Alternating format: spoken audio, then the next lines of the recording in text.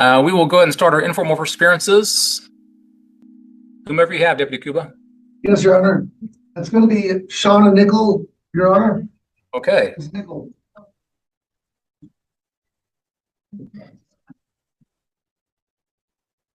We'll note the state appears by Assistant County Attorney Mr. Gayoso for these informal first appearances. Good morning. You are Shauna Nickel. You are Miss Nickel. I'm sorry, no, I'm not. You're Shauna Nickel? No. Oh, what's your first name? I'm the living, breathing entity, the actual person that stands before you. Right. So I'm not the straw man on any paper, all caps person by any means. you don't have a name, a legal Brought name? in under certain charges, yes, under that, but under what would be the word? Under distress. Literally bringing me in here against my will. I mean, I didn't break any laws. And you were brought in under the name Shauna Nickel? No, I should not have been. No, I was not. No, they decided what my name was before they ever ripped me out of the vehicle. They called me a name before I was ever able to give them a name. But I am the breathing, living entity before you here. I'm not that person on that piece of paper. Okay, and does this living, breathing entity before me have a name? My mother calls me daughter. My father calls me daughter. My children call me mother. What is your legal name that you were given at birth? That's that straw man. I'm sorry, I can't answer that question. I'm just not answering any more questions. I haven't had the chance for a phone call, attorney, nothing. So I'm not going to answer. I can't answer any more questions. All right, Deputy, based on your information, is that Shauna D. Nickel? Yes, Your Honor. All right. Ms. Nickel, you are appearing before me, having been arrested on a couple matters. One is MGI 24 CR 193. That was an arrest warrant. That was issued as a result of the state filing complaint information wherein you are charged with the following 5 counts. Count 1 is identity theft. It alleges on or about March 13, 2024 in Montgomery County, Kansas, that you unlawfully and feloniously used any personal identifying information or document containing the same belonging to or issued to another person, to it, Sherry D. Dodge, with the intent to defraud that person or anyone else, to it, Deputy Steve Gass, in order to receive any benefit. Identity theft as charged here is a level 8 non-person felony.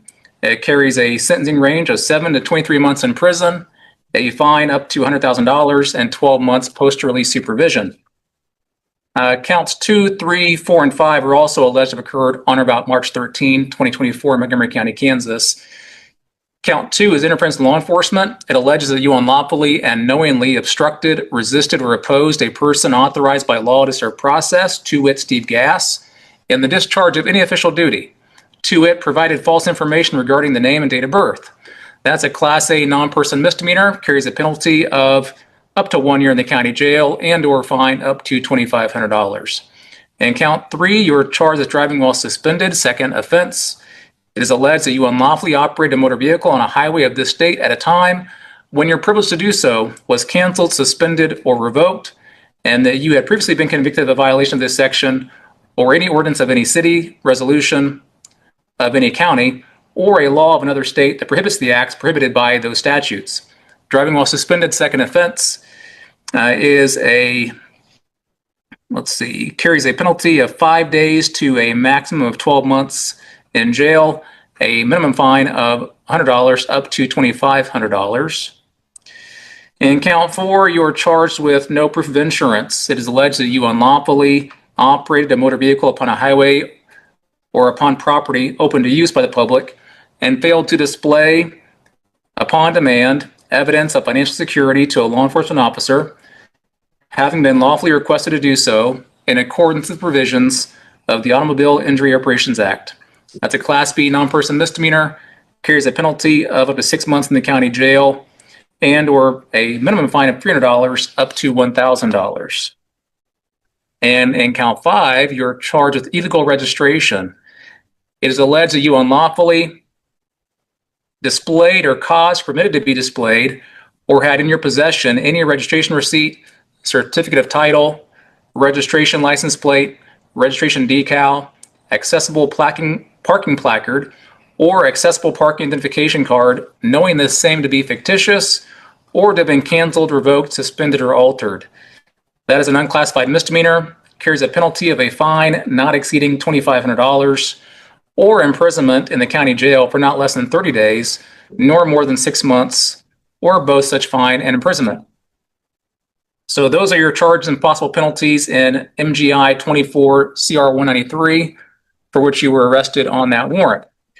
You were also arrested on probable cause, that being out by the Montgomery County Sheriff's Office, their case number 25-1459, and that was for the offenses of possession of methamphetamine, possession of drug paraphernalia, interference with law enforcement, and transporting an open container.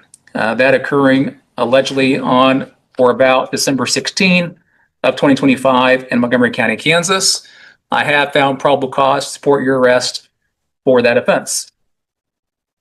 Mr. Gayoso, I have a pre-sentence investigation report for Ms. Nickel from a 2014 case, 14 CR 153. At that time, she had a,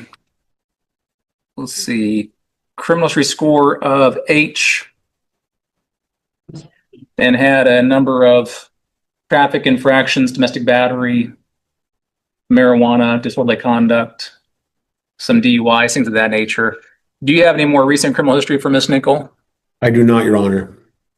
And the arrest warrant that was issued for 24 CR 193, I included a cash surety bond of $5,000. I didn't require supervision for that, but in light of Ms. Nichols' remarks here this morning, I'm more concerned with her risk of flight. And so I'm inclined to modify the bond and to address a bond to cover this new case as well. So what is the state's bond recommendation?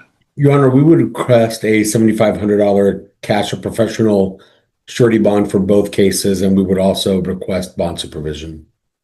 All right. So Ms. Nickel, your bond to cover both matters is going to be $7,500. Cash or professional surety with supervision. What that means is for you to get out of jail, you either need to post $7,500 to the clerk of the court, or you can go through a bondsman. If you go through a bondsman, you pay them no less than 10% of that amount. That'd be $750. Could be more, but would not be less. The supervision component means if you do make that bond, you need to immediately report to court services upon your release from jail. They're located next door in the old Montgomery County Courthouse, the building immediately to the west of this one. Your failure to report to them upon your release from jail and anytime thereafter they direct would be a violation of your bond. It could result in being revoked and you find yourself back in custody. Any questions about that, Ms. Nickel? No. Do you intend on hiring your own attorney? Do you want the court to consider appointing you one? I'm not sure. Well, the devil's going to give you an application and affidavit. So in the event you decide you want the court to consider appointing you one, fill that paperwork out and return it. And if you qualify financially, I'll be more than happy to appoint you an attorney. But should you choose to hire your own, or if you don't qualify financially, then you'll have to do that as well. I would note you're to have no contact of any kind, direct or indirect, with Sherry Dodge, who is alleged non-law enforcement victim in 24 CR 193. And you're to have no contact of any kind, direct or indirect, with William Schuyler, to whom you were arrested with in the unfiled Montgomery County Sheriff's Office case. If you're to have contact with either of those individuals, directly or indirectly, in any way, shape, or form, that would be a violation of your bond, and it could result in being revoked, and you find yourself back in jail. Any questions about that? No. All right. Your next court date, and I showed this, Mr. Gayoso, the 24 CR 193 is a north half case. This unfiled case is a south half case. So when would you like these put on the docket, on north or south half? Your Honor, if you don't mind, just because I believe that you are the assigned judge for the 24 CR 193 case. I am, correct. I don't have an issue in just both cases being assigned to the south half case, if that is okay with the court. All right. So the next court date in, just so there's no confusion for you, Miss Nickel, let's see, there's no court next Thursday. Mr. Gayoso, do you think the charges are going to be on file by the 23rd in this new case? I believe that is appropriate, Your Honor. I know that a complaint has already been prepared, and in speaking with our office, we hope to have it on file this afternoon or tomorrow. So, All right. So, Ms. Nickel, I'm going to set both your cases for hearing on Tuesday, December 23rd at 9 o'clock by Zoom. If you have bonded out and you're not in jail on that date, you either need to make yourself available by Zoom by getting signed on your own with your own device and your own internet connection. Or if you don't want to do that or can't do that, you need to come back here to the Judicial Center, check in at the clerk's window by 9 a.m. on Tuesday, December 23rd. And when your case is called, they'll get you set up on a laptop to participate in that hearing. On that date, you'll find out what you've been formally charged with in this unfiled case. Thereafter, both your cases will be set on my next docket, January 15th at 9 o'clock. And that will be the instructions that will be given to the judge on that day. So for now, you just need to make yourself available to be in court Tuesday, December 23rd at 9 o'clock. If you're still in jail on that day, you'll appear by Zoom from the jail like you did today. Again, if you do bond out, be sure to, one, check in with court services upon your release, and then make yourself available by Zoom on the 23rd, or come here and use our laptop on the 23rd. Any questions about any of that, Ms. Nickel? I don't think so. All right. Thank you for your time. You're free to go today.